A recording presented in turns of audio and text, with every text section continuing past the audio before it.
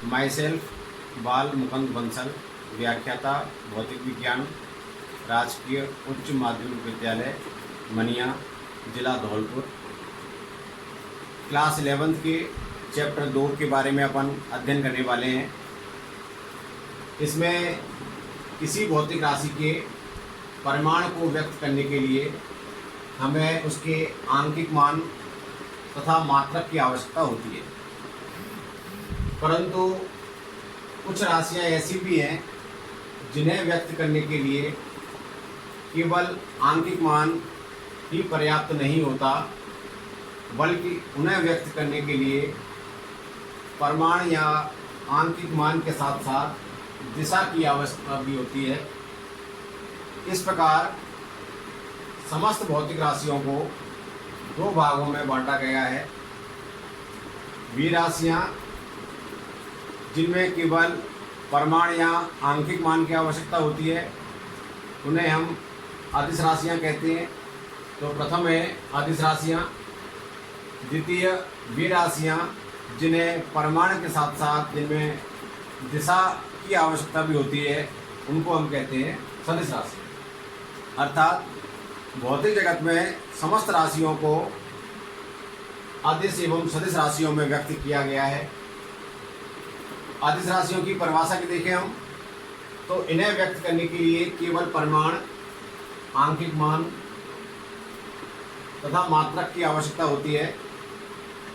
उदाहरण के तौर पर द्रव्यमान एक अदिश राशि है, दूरी भी अदिश राशि है, एवं इसके अन्य उदाहरण हम दे सकते हैं कार्य, समय, आयतन, ताप आदि राशियाँ अदिश राशियाँ हैं। इसके अलावा दूसरी राशियाँ हैं वो है सदिश राशियाँ।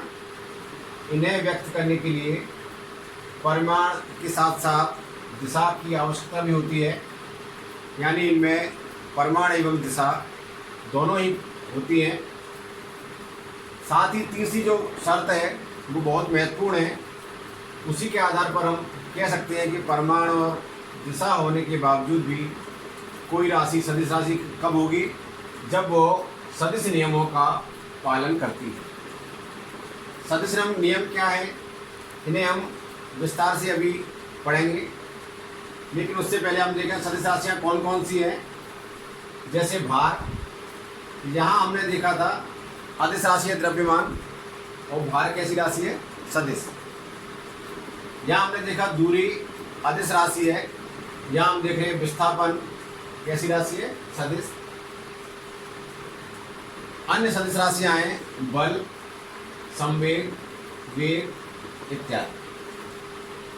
अभी हमने कहा था कि सदिश राशियों में परिमाण के साथ साथ दिशा भी होती है और दिशा के साथ साथ उनमें सदिश नियमों का भी वो पालन करती हैं।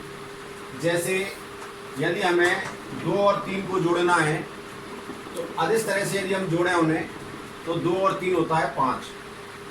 लेकिन यदि 2 मीटर कोई व्यक्ति पूर्व में गया और वापस 2 मीटर अपने रास्ते पर वह वापस आ जाता है तो हम उसका विस्थापन देखें तो विस्थापन तो उसका होगा 0, क्योंकि 2 मीटर वो पूर्व में चलकर वापस 2 मीटर अपने पथ को दोहराते हुआ उसी स्थान पर आ गया, तो उस समय उसका विस्थापन तो हो गया 0, लेकिन उस व्यक्ति के द्वारा तय की गई दूरी होगी 2 + 2 = 4 किलोमीटर।